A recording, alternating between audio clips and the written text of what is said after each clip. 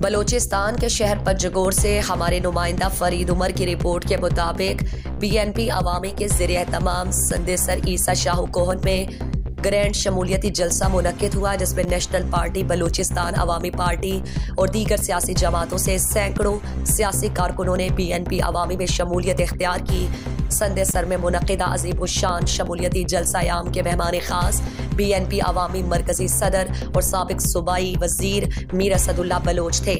Shahu Kohn के कारकुनों ने BNP Awami के मरकजी सदर मीर असदुल्ला बलोच और पार्टी के दीगर कायदीन का फ़कीदुल मिसाल इस्तकबाल किया।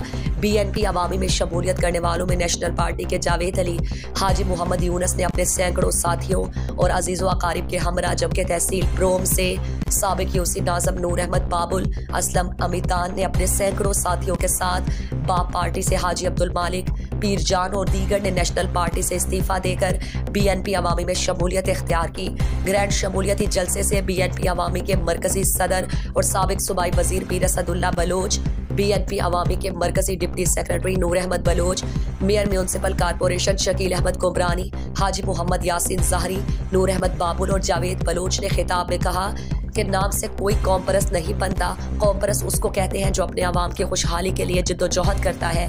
BNP अवामी ने कौम परस्ती की असल रूह को जिंदा रखा है। आज पंजगोर के कोने कोने में तरक्याती स्कीमें, सड़कें, अस्पताल और तालीमी इदारे BNP अवामी के तामीरी और कौम परस्ताना सोच की अक्कासी करती है।